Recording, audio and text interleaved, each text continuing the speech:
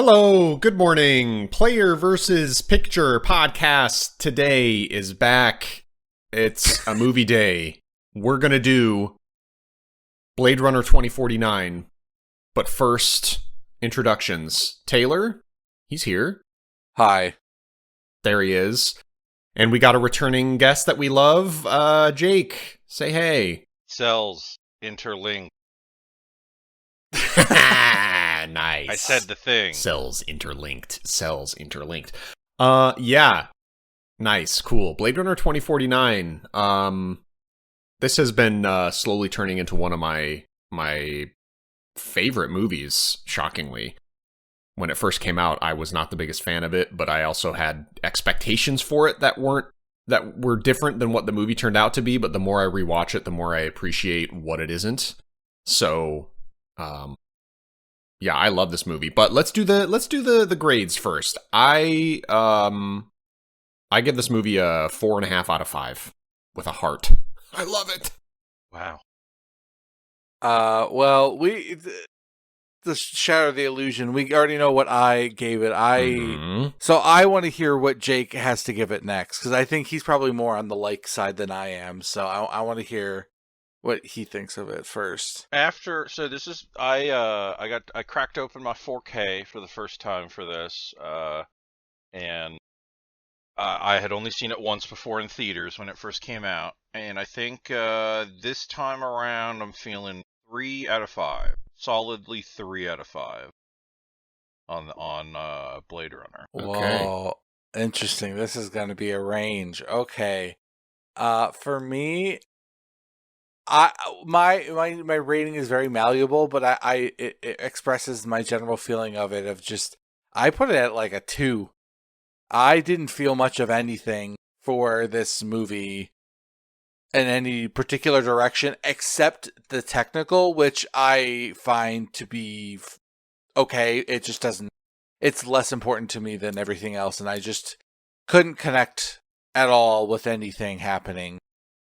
So that's why I only gave it like a 2. Wow, but interesting.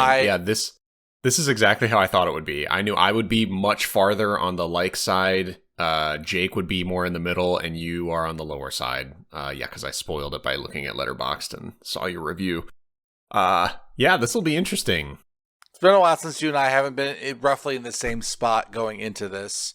So Yeah, that's true. Normally we're pretty close to one another in what we like, but this time it's a big swing. But like I said, the more I watch this movie, the more I like it. So it's a grower, I think. It's a really cozy movie. I love the atmosphere and the aesthetic and the music. Oh my god.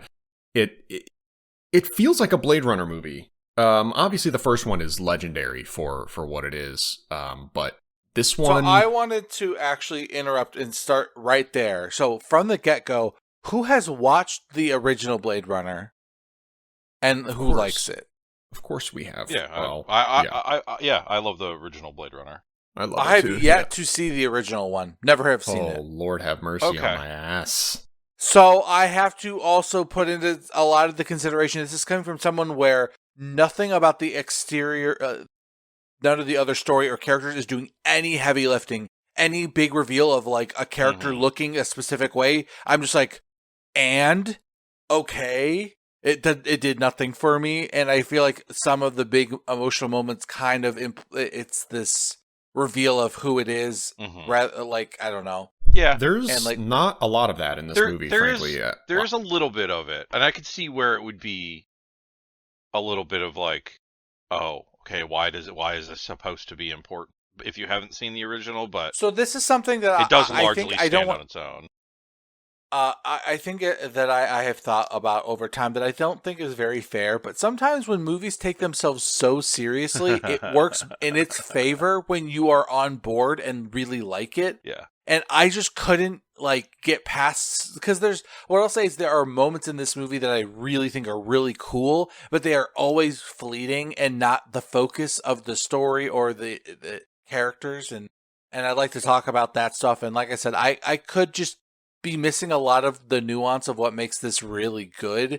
I'm I'm more bewildered by it than I am like upset by it. You know, I'm just like, I don't think I understand all these individual pieces. I didn't read the instructions right. So I tell you what, Taylor, Okay. because this, I think you've had a very reasonable reaction, because this is also how this is how a lot of people feel about the first one, the original.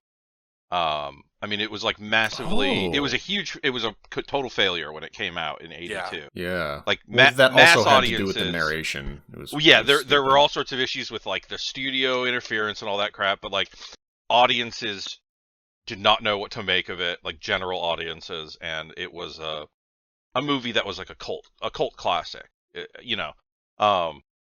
So the sequel, because the sequel hews very closely to the original in terms of tone, themes, presentation. It's yeah, I would call this movie divisive, to say the least, because it's just inherently divisive, just like the first one. Yeah, that's an interesting point. I did not think of that. That being out of the loop from not knowing the first one, Mhm. what that would do to this movie. Yeah. Um, yeah, I mean, it's not like a fan servicey kind of thing like Star Wars does or whatever. You know, obviously Deckard, Harrison Ford coming back is like a big reveal, and then when they bring back Rachel as well later, just for a fleeting moment, it's not that big of a deal. I feel like the part with Rachel probably isn't even that big of a moment, even for me. Like, obviously knowing the original, I wasn't like, whoa, you No, know, it's yeah. just like, it's just manipulation by Wallace, and you're like, oh, this Yeah. guy's It's just a snake, you it's a know? little more meaningful if you've seen the original, but I mean, it doesn't really change the moment if you haven't seen it. So I actually want to say that is a specific moment that I referenced because Huh? leaving the character in shadow, Mhm.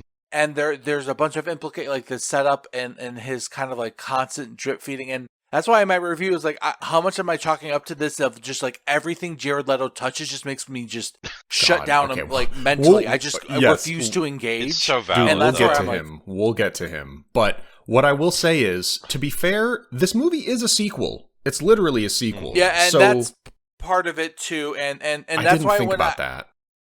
where I chalk that up is I'm questioning more so much of like, well, how does the film treat its sequel, you know, like kind of road bumps that every sequel has about like, well, what about the people who didn't read the original, where you still want those people to be able to jump on board, especially with the time gap Yeah. of 40 Now, years.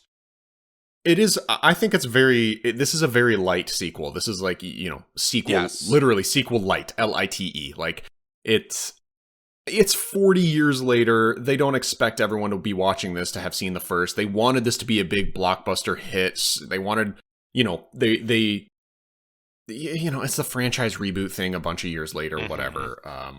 Despite how much I hate that trend, obviously I do love this movie. So, but yeah, it is a sequel, but I don't know. Well, I feel okay, like I think okay, hold that's on. fair.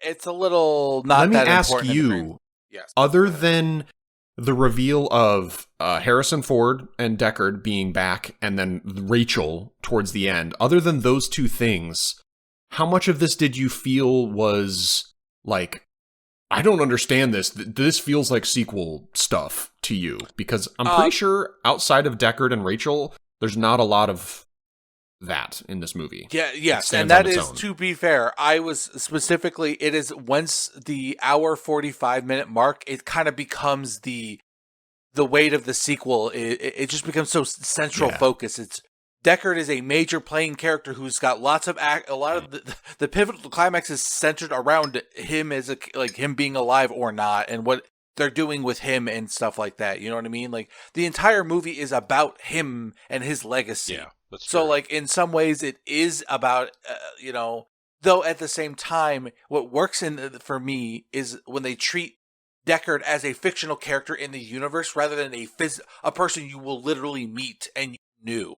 Like when they just talk about him kind of like the way that the story, like that's just like the background noise of any movie. That's what I think is so strong about the writing in this movie, is that like I understood the world of Blade Runner and like kind of the important bits and pieces I needed from the original movie I felt was good until Deckard came literally into the movie, and it became so referential to his life.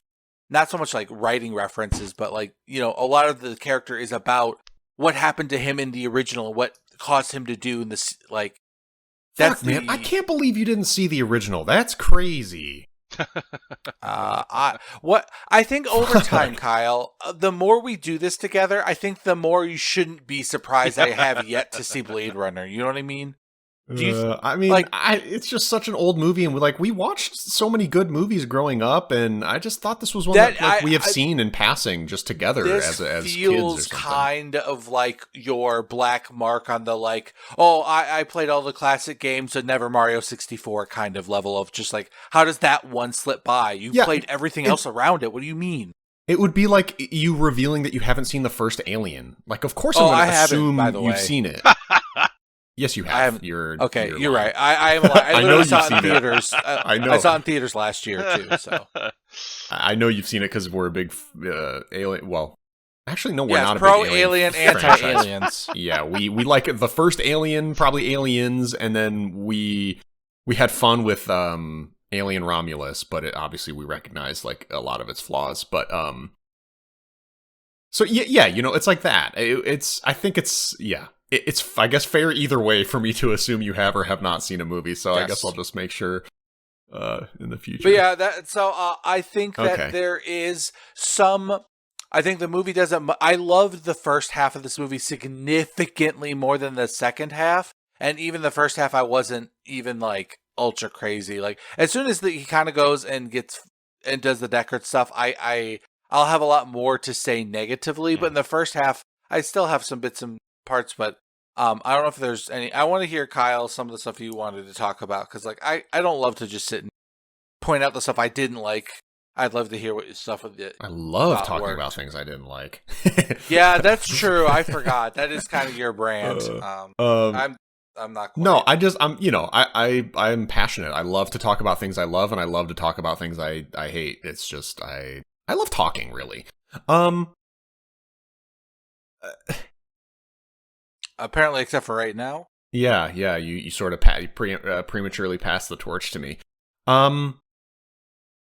I think what I love so much about this movie, the biggest thing, I think, first of all, are you a fan of like cyberpunk stuff, that this atmosphere, this vibe? 1,000%. And even this concept of like kind of what is life and what deserves kind of what is being human mean and like all that shit, you know, get that shit into my veins. I love that to death. So then I am surprised you wouldn't be more high on this movie. You might even like the first one more. That's what I'm saying is like the first half of the movie works for me. There are some things I don't like that are like more character specific rather than the world. I would see the next Blade Runner project if they ever made one. They obviously will. They will. Blade Runner 2099 TV show on Amazon coming soon. Oh, never mind. I take it back. That's not what. No, I don't. That's monkey paw level shit. I'm not. Yep. Oh fuck. No, I think the world. This movie. This is what I was saying earlier. It's a cozy movie for me because I think the world is so rich and it's really full. I think it does a good job of world building, and I just feel like this world is something real and tangible, and that's like how the first one is too. Obviously, it kind of expands on that. I don't know. That's what I love the most about this movie is its atmosphere. Jake, you haven't said much. Let me fumble this over to you. So, okay, I mean, we're just talking about what we like from the movie right now. Is that the idea? You can just go however. Okay. Honestly, why is this a 3 out of 5 for you? I mean, it's so fucking long and quite frankly, it's kind of boring. Which I love Denis. You know, I don't love all his movies, but I think overall as a filmmaker, he's very talented. This movie, it's because it's both a sequel and sort of like, you know, like you said, it's a legacy sequel, but it's also a little bit of like a reboot, remake, like very soft.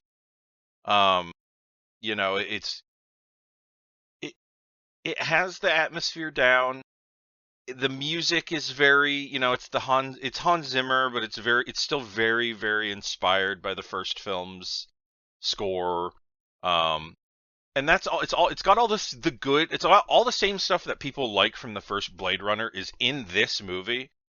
It's just that all of that stuff, at least to me, it's all technical. It's all visual. It's basically I have the same reaction interacting with this film as I do looking at like a really nice desktop wallpaper or like concept art or like a video, like looking at like a screen. Okay. Like it's really, really nice to look at and hear, but it is one of the most inert movies from a narrative perspective. I just don't think there's. I would like it more if there was actually less going on narratively, and if it was more vibe based, if that makes sense. Like, I just don't I don't think the story is particularly interesting, or I don't think it's really unique enough to justify itself as a sequel. I think they either needed to just remake Blade Runner and not be pussies about it, or make it more distinct. And these are all really good points. Yeah, I just and things I hadn't quite thought about. It's everything you're saying is really true. Yeah, but there's no emotional hook for me, unfortunately, and like this is the issue I had kind of the first time, was just that I connected with it in that I liked what I was seeing, and I was definitely, you know, in 2017, I was also just very happy that it wasn't unwatchable. You know what I mean? Because it's like people were like, "How the fuck are they going to make a sequel to this movie?" Which is a very valid question. And you know, it's like, yeah, I don't think it's necessarily a super successful as a sequel, you know, but it's not unwatchable. It's just that for big chunks of the movie, I could not give less of a shit about what's going on, and it does get so much worse in that regard in the second half. I wish this, and I also found myself wishing it was just completely that they just didn't have Harrison Ford, that they just omitted all of the, you know, most of the you know, if they had just left out the sequel stuff and just made it a self-contained sequel, you know, that maybe only references some of those characters by name. I found all the stuff with Ryan Gosling's Kay and with Love and you know, Madame Joshi. I found all those characters way more interesting, even though they were basically just sketches. That stuff was more interesting, and they spent the least amount of time on it, because it gets more concerned with Deckard's legacy, and all the stupid Wallace bullshit, and yeah, it's hard for me to give it a higher score just because it makes me, I wouldn't say it actively irritates me, but I eventually found myself being like, Jesus Christ, there's another hour left of this. But so yeah, okay. It's funny. I can totally agree and see everything you're saying, and despite all of that, like I said earlier, I mean, you're just basically articulating why I like this movie so much, and it is just a vibe-based, cozy movie. It's atmospheric. I like having it on. I like being in this world. Yeah, it definitely is immersive in that way, too. Yes, and I have found the more I watch it, the more I can kind of hand wave the things I don't like. Sure. Because this is one of those movies, and this is one of those things where it's like, this is why talking about movies can be hard, because it's like, if something just gets its hooks in you, and it's hard to even articulate why, it's just like, you'll defend that movie to the ends of the earth, pretty much. Like, you know what I mean? Yeah, like you with Gladiator 2. Yeah. No, literally. That movie just works for me in a way that people find it maddening, and I'm just like, I don't know, man.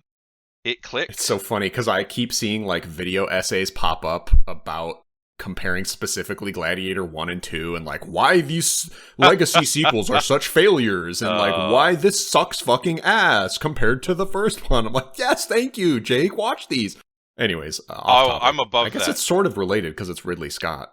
It is related, and did. Ridley Scott, it should be said, was heavily involved in this movie as well. He was not just a name on the poster as far as like being a producer. That's the shit I hate when it's like executive produced by them or produced by this guy. You never know what that means. Don't. Does Yeah. that mean this guy just funded it and wants a kickback if it's successful? Most Or of does the that mean time. he actually was hands-on and had opinions? Like, you never know. I wish they had better titles. Yeah, it is nebulous because it really seriously covers such a range of possible activities. But yeah, it's like Ridley Scott is he wanted to be so hands-on, actually, to the point where Denis Villeneuve had to ask him to like back off a little bit and be like, "Oh, what the fuck is the anecdote?" I just read this yesterday when I was before starting my rewatch. I can't remember exactly what I'm paraphrasing, but he was getting freaked out because he had Ridley Scott on set, like watching him direct over his shoulder, basically, and he was like, "Hey, I appreciate you wanting to be really involved with this, but this is like, imagine if you had like, I don't know, I can't remember, some famous director, like imagine if you had Orson Welles on set watching you do your job." And Ridley Scott was like, "Oh man, I'm sorry," and he fucked off and just like gave him more room. Oh, nice. He was like super reasonable about it, but I thought that was a really funny. I was like, oh, I had no idea Ridley was so involved that he was like on set for shooting, which is interesting because you know sometimes you forget like, oh, Blade Runner wasn't just a weird like studio project. It was like Ridley Scott's baby. That was like a passion project that wouldn't have been made of. Which is just one of those funny things where you go, oh, that guy? That like And ironically, 2017 is the year that Ridley Scott decided to become a hack and make nothing but bad movies. Oh, please. That's such a tired no. As if the man 2015 as if the man 2015 was The Martian. No. 2017 was Alien Covenant, all the money in the world, and now he's only produced fucking stinkers since then. One of those two movies is great, and only one of them is only okay. So the thing is Ridley Scott is not an auteur. He is a journeyman director for hire. So that means sometimes he makes bad movies, and he's done that his entire career. The way he makes movies has never fundamentally changed since he started. He's just been doing it for a long time, and he's hired because he gets it done for the studio. He's not hired because he's got... So he's a Ron Howard, is what you're saying. Exactly. He's in the same milieu as a Ron... Yeah, they are comparable directors. Now, yeah, if you want to compare two legacy, I'd say Ron Howard looks a lot worse than Ridley Scott in that comparison. Absolutely. Yeah, for the most Ron part. Howard has a much worse track record, but he gets the job done, and he doesn't really give a shit whether or not people care about, the quality of his films, as long as he gets paid. But that aside, I just wanted to bring attention to the fact that, like, right, yeah, inexplicably Ridley Scott wasn't. I think he didn't just this like has been up in like every podcast we've done. I feel like you two have talked about Ridley Scott in this conversation. Yeah. It's come up enough. It's come up enough now that I have written the outlines for my own show specifically about Ridley Scott. I'm not even kidding. Oh, Lord have mercy. Yeah. Oh, Lord have mercy. Because I am such a not just a fan, I'm just really interested in his entire career. I'm so normal about it. I'm very, very normal about this guy, this one man. Yes, very fucking appropriate normal behavior. Yeah, but it's like how you are with Denis Villeneuve. You go to bat for that guy. Yeah, I mean, not in the same way, but yeah, I guess. Yeah, like I can say Dune Part 2 was honestly, after rewatching it, I was like, oh, this is actually a lot worse than I remember it being. It's like the pacing, whatever. We're not talking about this shit. Let's challenge impossible. Keep this podcast under the duration of the actual movie we're talking about. This is a 3-hour movie. That's possible. Yes. But okay, so I mean, in relation to what you're saying. Through.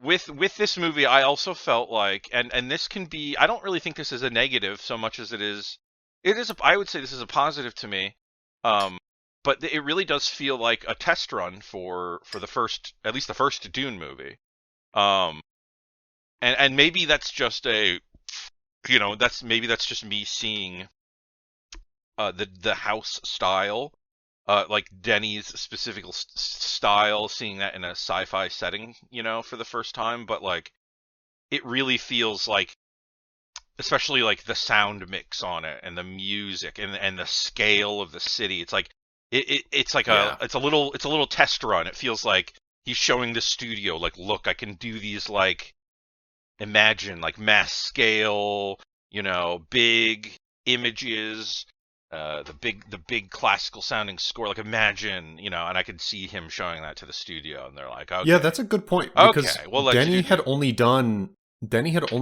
really grounded, Yes. kind of low orbit movies, like Sicario or Enemy or Prisoners. They're all like gritty and hard and very human, and this is quite a different endeavor for him compared to anything else. So that's a good point. Yeah, and Dune obviously is another movie with phenomenal world building, super immersive, great atmosphere.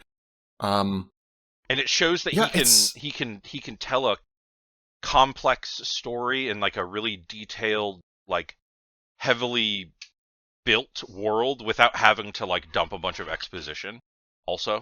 Yeah, true. Yeah, that's something I really like about this movie too. I wish I had more. I could articulate more why I like this movie so much, but Because it's cool.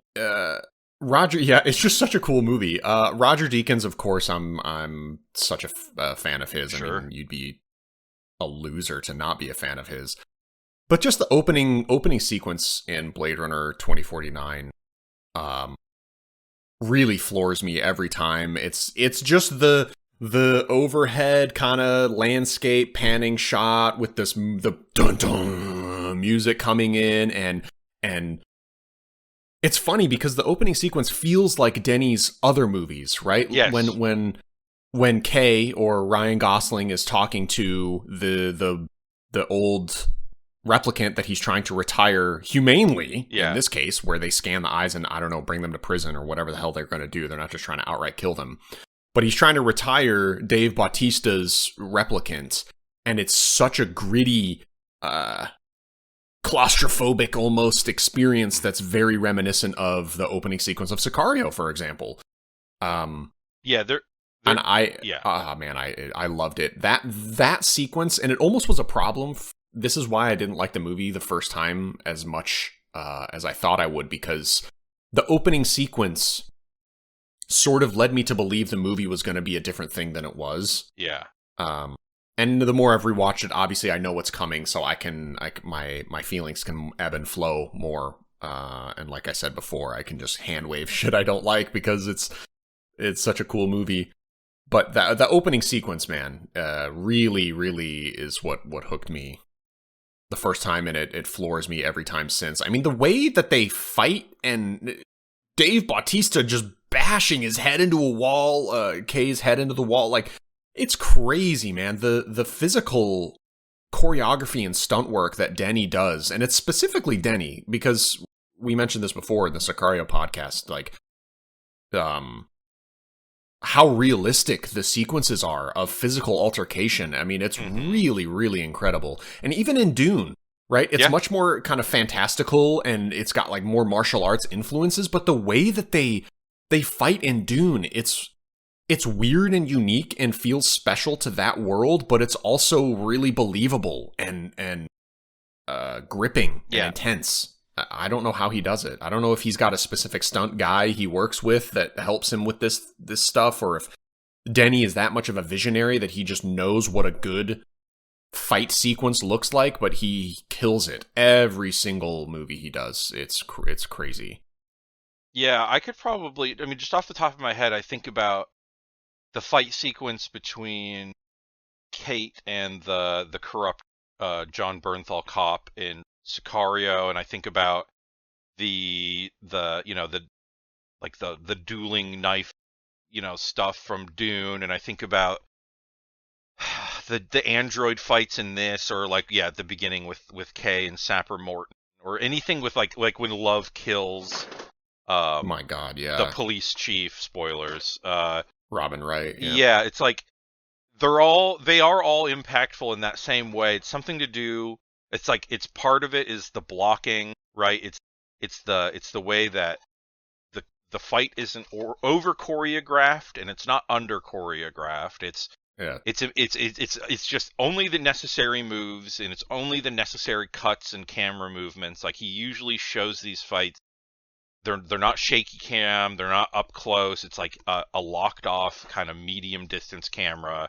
It's very matter of fact, but then it's like you add in the sound design and the editing, and it just there's so much impact and so much gravity to the violence in all his movies. I was going to interrupt and say the weight and the bass. Yes. It's the weight of everything and the sound mixing that he does for these fights. It just adds it's like, so much impact. There's something about the sound effect, the psychological effect of like the punch sound effect, because it's like, especially in his films, and especially when you've got like the volume cranked and stuff, like the way that a punch sounds, it's like you're hearing it from inside your own head as if you are the one punching or getting punched.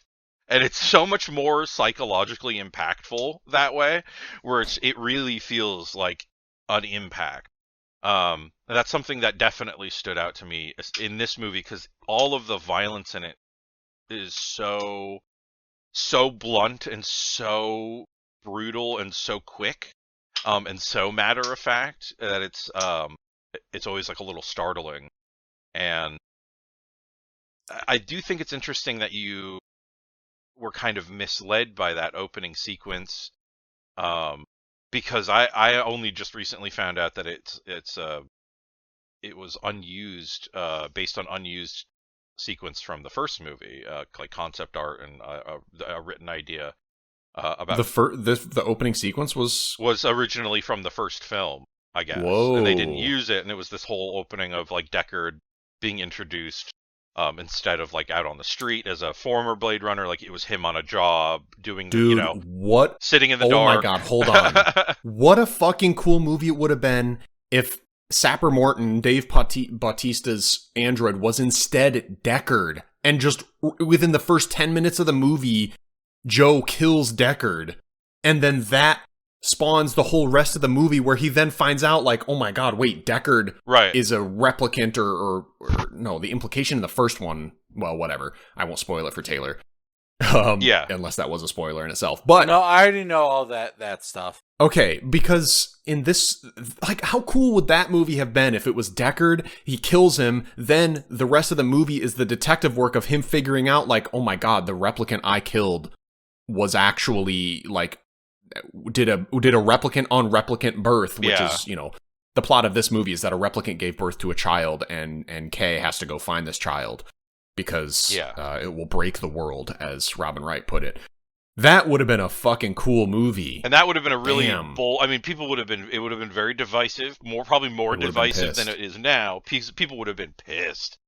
People would have gone fucking Last Jedi mode on this movie. They would have been like, what is this woke shit? True. They're killing Harrison Ford. They hate white men. I don't know. You know what I mean? But that would have been unique. That would have really been an impactful way to open the movie, like you say. Like, how cool would that have been? Like, you see what I mean? Like, there is a way to make it without... And to do it that way would be, ballsy. But... Or even not even kill him. Instead of... Because Sapper Morton sort of did suicide by cop in this movie, right? Exactly. Like, he could have been arrested, and then he charged at Kay, and Kay had to put him down. Yeah. But, yeah, just have Harrison Ford get arrested instead, and then the rest of the movie is maybe, like, him getting broken out, or... Yeah, you could do... Kay realizing what happens, and then backtracking and having to... like, oh, man, what a different movie. That would have been so cool. Yeah. Well, there are a lot of let's not talk about the fake movie that would have been cooler. Yeah, I guess that does sort of lead into what you've all been saying too, that narratively the movie could use work, and that's something that I have thought every time I watched it. But again, the more I watch it, the more I just vibe with it and like it, and I don't care. And honestly, I mean, the thing is, it's like, how much can I really fault a Blade Runner movie for having like an underwhelming story? And it's like, that's sort of the thing with both of them.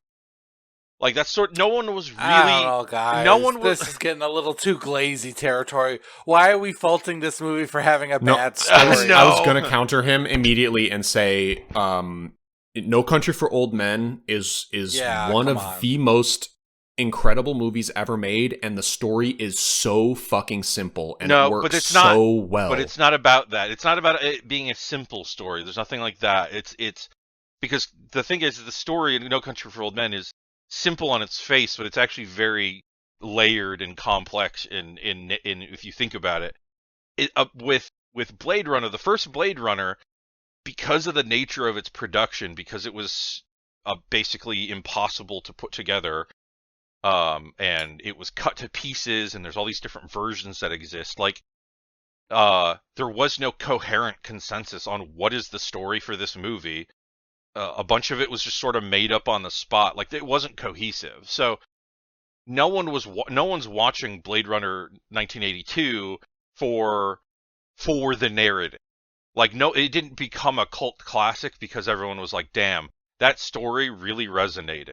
It became a cult classic because the vibes were unmatched. There was nothing else that had the look and the sound, and it was that stuff that cemented it in people's minds. They'd go, damn, have you looked at this movie? Have you seen this? Have you heard this movie? Thank God that then they had a chance to start with that vibe and then have a story that's coherent and important and interesting from the get-go, with none of the excuses of like, well, it was a shoddy production and we did what we could. And that doesn't which is crazy, really help this movie in any way, shape, or form. Right. I love the first Blade Runner. I was going to actually compare almost No Country for Old Men's story to this kind of Blade Runner's story as well. That it's simple. He just has to go retire this group of replicants that are past their due date and they escaped. He's got to go get them. And the whole movie is that. So it's simple, but it has created such a legacy, and there's a lot. I think the first Blade Runner is layered in a similar way to No Country for Old Men's kind of story, but maybe I'm too like simple to. I just think it gets too lost. It gets too lost in the weeds with all the Deckard Rachel stuff. It's a bunch of it. Yes. The problem is so much of that movie was not written, and then in the subsequent years has been basically back written by history and people with their own theories, and like so much of the mythos of that movie has only existed after it was created, if that makes sense. Like. The first one you're talking about? Yeah, like Ridley Scott's further revisions of his different cuts, and the information from the different, the novelization of the adaptation of the original novel, and all that stupid bullshit. You know what I mean? And like, yeah. So it's interesting because it's like, yeah, both of these movies are touching on the similar material and they're approaching it in honestly in similar ways. It's just the Denis Villeneuve one doesn't. It has the advantage and disadvantage, I guess, of not having an extra 30, 40 years of kind of cult status attached to it. Because there is almost a reverence for that original Blade Runner that people have, where if you didn't see it or experience it at a pivotal time, usually more formative, younger age, it probably won't ever impact you the same way than it, if you see it for the first time at 35. Maybe. It's hard to say that definitively for everybody, but generally speaking, that seems to be the experience. It's yeah, I was pretty left in awe and blown away when I first saw Blade Runner. I felt like even seeing Alien for the first time, pretty much as an adult, I actually hadn't seen Alien until almost like, I don't know when the first time I saw it, but it was definitely within the last 10 years. Wow. But yeah, I was like, how the fuck did this come out in the 70s? Right. What? Yeah, where you're like, huh? What? Yeah, and even then, you compare it to whatever. Dude, okay, we need to get back on track. Taylor, I'm going to ask you a question. Let's reel us back in. Me and we have an amazing ability to not talk about what we're supposed to be talking about. We're talking about the movie. We're just talking about stuff adjacent kind of. to the movie. Yeah, I know. Yeah, we're talking about... It's more interesting than just recapping atmosphere. it. Yeah. Yeah. Well, Taylor, why, for liking Cyberpunk so much, for liking the first half of this movie, you obviously didn't like it enough to give it more than a 2 out of 5. So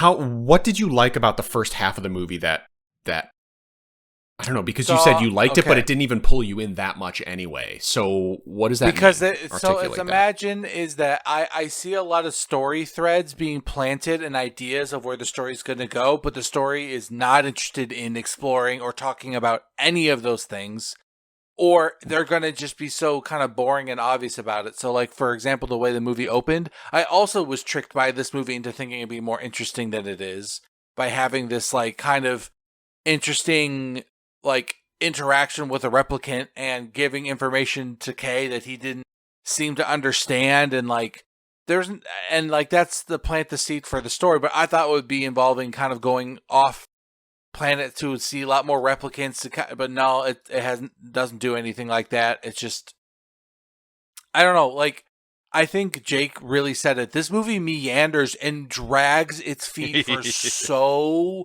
long in a way that I love slow movies. This movie just is a 1 hour long story told in 2 hours and 45 minutes because it's just so moody. Yeah. And in a way that, like, that works for you guys because the mood is good. But for me, I'm just like, man, this mood is fine. I like movies that have, like, my vibes-based movies need to be way more in your face about this is a vibes-based movie, because, like, I feel like it's just like a way to hand wave a weak story as being like, well, it's not the main reason you're here. It's like, yeah, but I'm here for the story because that's what the movie opens with, is a story beat, something very interesting, a hook. If you're a vibes-based movie, don't lead with a narrative hook. I don't know. Yeah, I get that. That's a good point. That's very true. So, like, I agree that the vibes that it has is really good, but it's just, like, I feel like it's trying to play both camps, but it doesn't get to and not get picked at for, because that's the expectation I'm being sold, at least. And I found the cop stuff, like, interesting, and, like, all of this world's, like, just the way that the society functions and how much, maybe it's not so much this setting as much as the way the story, the universe is not told to you how it's functional. Mm-hmm. It's like you just pick up kind of like what the building is, and, like, you know, Joy, this, like, girlfriend AI thing that's like what she is exactly is kind of revealed to you as a narrative, like, reveal and stuff, but not explicitly. And, like, I don't know, that stuff I found really interesting, and I thought the Joy character would have been interesting, but it ended up going nowhere, and I was super bummed out by all of that. And, like, the rebellion they introduced is only there to plant a seed to, like, God, hey, Kay, kill yourself, by the way. I loved, see, this is my problem, is, like, the movie feels like that was the climax, was, like, I thought the only cool story moment was, like, oh, you thought you were the chosen one. I remember, like, that moment. We all thought we were, yeah. Yeah, I thought that was a really cool moment, and, like, and then he was being devastated, and then he goes back and finds, like, the Joy that he knew is, like, either modified or, like, it doesn't exist anymore, or just different, and it's just like, I don't know. Well, yeah, his Joy is just an AI product, and it took like, away he doesn't all of the... say anything. He gets to act, and you see, that's the vibes that I think work to tell the story. And if the movie did that more, it completely abandons it for the next hour and 45 minutes while fucking Harrison Ford old asses his way through action scenes that are just really not great because he's an old man. It's like, I'm not insulting old men. Like, that's not going to be a fun action sequence. Yeah, you are. This is ages speak. I'm just anti Harrison Ford still acting when he cares so little about the job. Dude, you I really wish Lauren did this podcast. I actually asked her to, and she said no. She hates Harrison Ford, absolutely despises him. So you two would align in that regard. I see that the funny part is, like, I don't dislike him for that, but I hate people who then are like, no, it's okay because of XYZ. Like, no, just he's a shitty actor because he doesn't care anymore, and that's fine. But I will then insult him when he pulls down movies like this because that is fucking lame. Dude, it's crazy because this is actually one of his best performances. I know. That's embarrassing. The most cracking nuance and subtlety. It's like, yeah, because I agree. I 100% agree with that feedback too. this is the best he's done in fucking 15 years, and it still sucks my asshole. God, it's so lame. It's so funny to me that they were like, okay, like Harrison wants to come back. He's the most committed to a role he's been in, like 2 decades. The one thing though, he's gonna just wear this shitty Hanes gray T-shirt the whole time. That's his one stipulation. He looks like he fucking rolled out of bed 2 minutes before they rolled the camera in every single scene of that movie. He is the most fucking lazy old man. I'm almost impressed by it, but I do understand your discontentedness. Yeah, and it's like he's fighting. I don't know. So part of me is bummed by that, and then it becomes his story, and I think narratively that is kind of like the point, right? Mm-hmm. Is that it isn't about Kay. I just don't know. I feel like he's the red herring, basically. It's just like, I don't know if I like the way that was handled. It's like, feels kind of shitty to just like pick at it and be like, well, I don't know what I wanted, but I just know I don't like that meal. Yeah, no, that's fair. Because that's exactly what made me dislike the movie the first time I saw it was like how unimportant Kay kind of became, and how, he really is just another replicant. But he's the one that you're kind of rooting for, and the whole movie is built on. I like when stories have like the point of view character and the protagonist aren't the same character. I think that's really cool. It's just like I said, for me, my big problem was like, he's also inherently an not emotionless, obviously, but a rather lacking of charisma lead in this particular role. Yeah. So like, I didn't feel like when he gets really upset, it's more of like an intellectual. I logically admit that is a sad moment. I didn't feel sad for him. Yeah. Even though like I'm supposed to, like the emotions he feels feel like that's AI. He's not feeling them, but I feel like that's an intentional thing. I don't think, because I love Ryan Gosling as an actor, so I know it's not a performance issue. But it would have helped if you wait. Are you talking about Kay or Harrison Ford? I'm talking about Kay. I'm talking about Ryan Gosling this whole time. Yeah. Oh. Yeah. It sounded like you were insulting the performance of Harrison Ford, and then in the end you were talking about Kay, so I didn't understand. I mentioned specifically about Ryan Gosling's performance and about him being emotionless, and like it felt like that was an in-character thing, but it made him not very charismatic. Yes. And so like that's like all the stuff that matters to me in story. This movie felt like they made a bad choice or the uninteresting choice every time. And that to me, it almost then I became a little resentful by the time they had officially handed off the cool story. For me, the biggest moment that, like I said, the finding out that Kay isn't that he's just a guy, that even the name Joe isn't unique to him. That's just what the generic name is. And it's like, to me, it just seems like a cool moment, but it doesn't make it a good movie. And I can go into other specific scenes that I didn't like, but like that's why it's a 2 for me. Is that like I liked the acting. I thought this was, it's a in praise of subtlety kind of. Well, no, it's not bad acting. For a lot of this. I don't think Taylor's saying that either. I did try to highlight specifically, it felt like his character is a subdued, emotional character. Like, he doesn't express a lot of emotions, and it's a lot of subtlety, but that's explicitly then when he does show emotion, I didn't feel like I couldn't connect with that character. Too. Yeah, exactly. Because, like, it feels like he is experiencing these emotions, but he doesn't understand them, and, like, so in some ways it doesn't feel like I recognize that he's going through them. I don't feel them with him. I'm not empathizing as much with this character. That was just, but that's me. And like, I felt like it was an intentional choice, and it was a believable character. It's just like, as a person, if you're going to tell a story about that guy, like, he's not as empathetic for me, someone like me. I didn't fuck with it that hard. So like, when he died at the end, I was just kind of like, oh, okay, he's dead. Yeah. Like, I didn't feel anything one way or the other. I don't care about his backstory. Like, it just didn't mean anything to me. This character is basically the same character that he played in Drive. I don't know if you've seen that movie.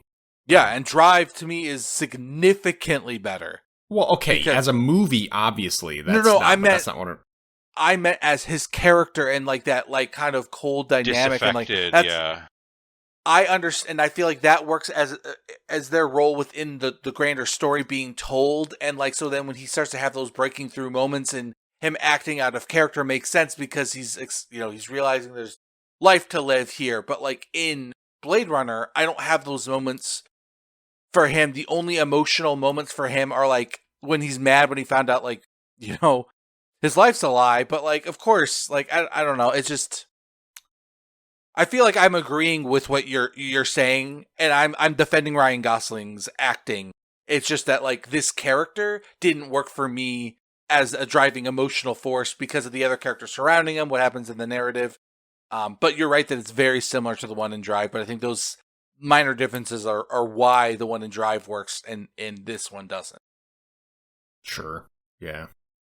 Well, speaking of performances, we got to talk about. There's two elephants in the room. Oh boy. First one's name is Jared fucking Leto. The second one is a good elephant named Love. Mm-hmm. Actress's name, I don't know. It's Sylvia Hoeks. Yeah, she's Dutch or Danish. She stole the movie. The best she's part. Fucking crazy good in this. And also crazy.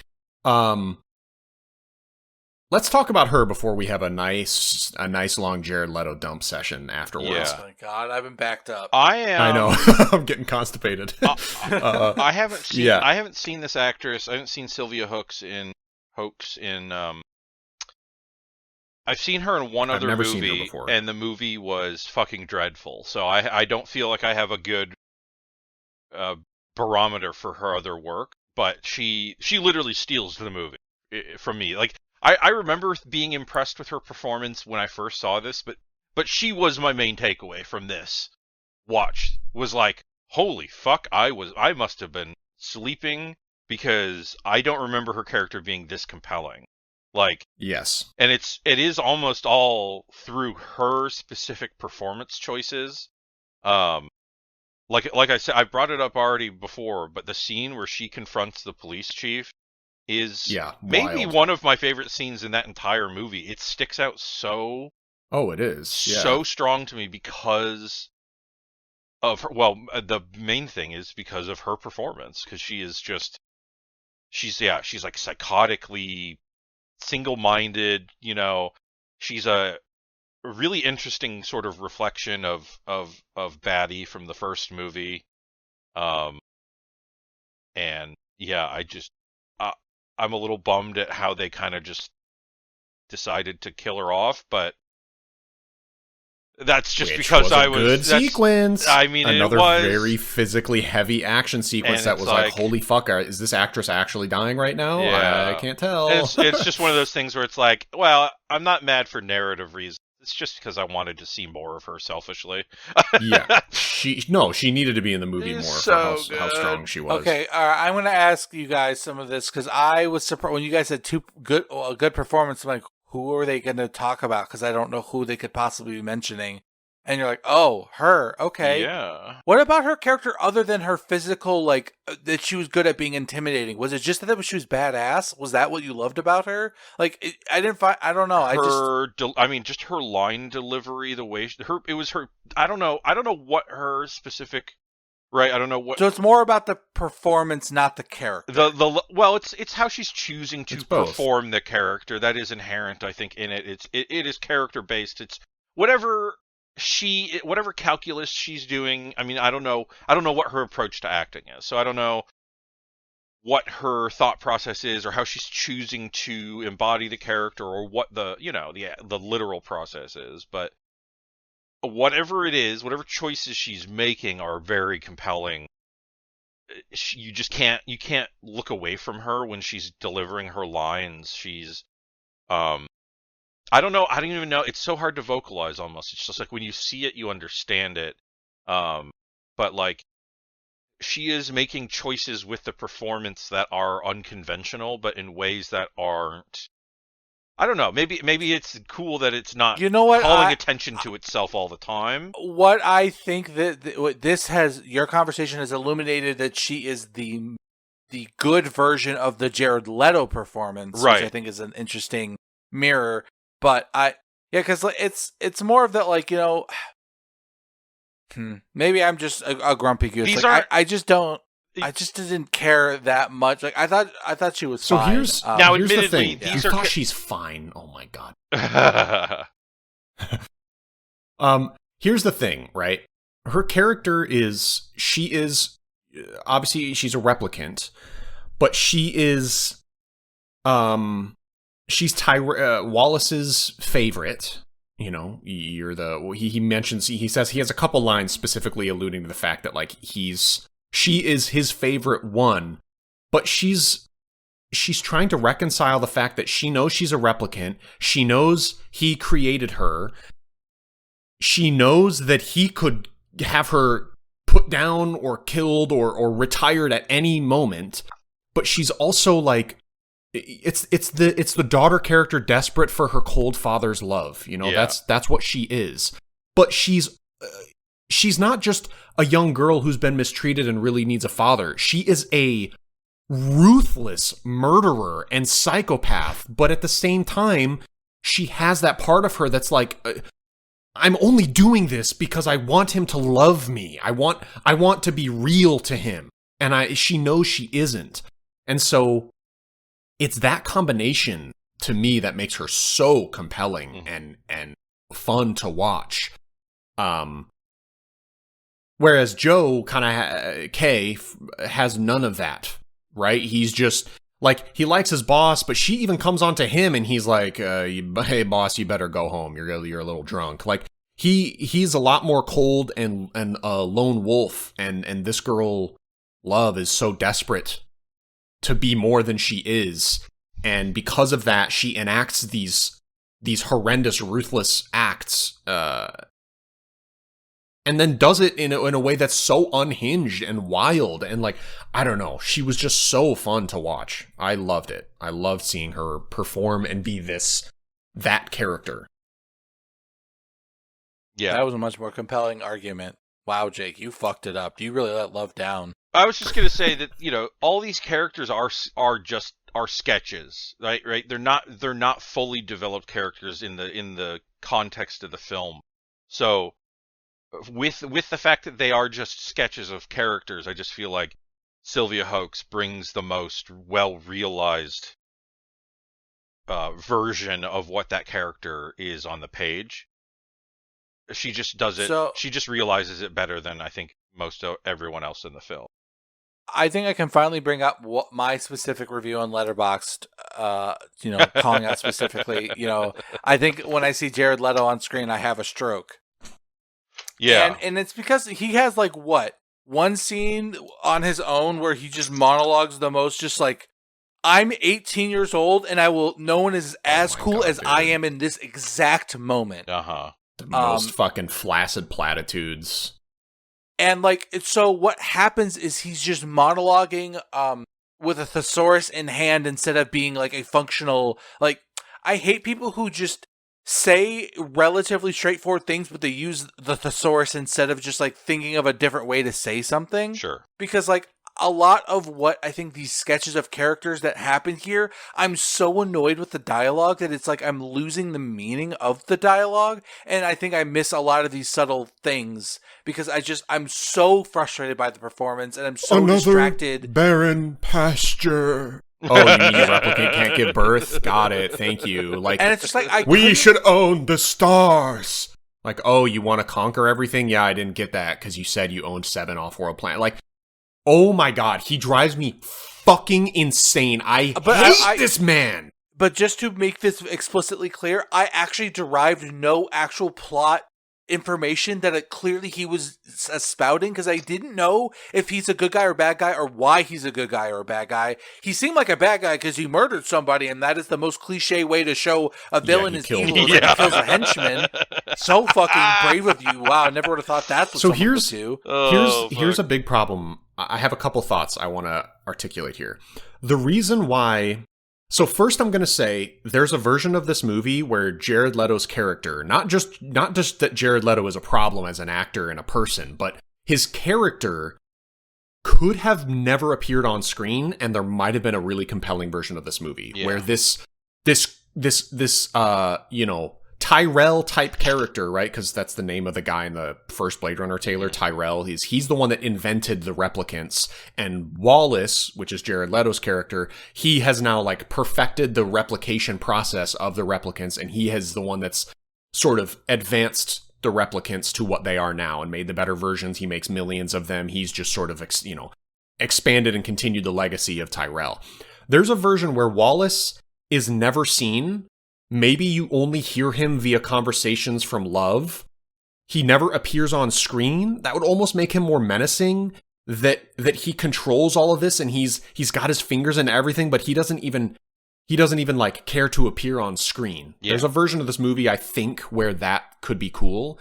But I also get why they put him in the movie, because he is the companion piece to Love. As I was saying earlier, like Love's performance and her desire for Wallace's approval and love, that will get lost if Jared Leto's character isn't in the movie.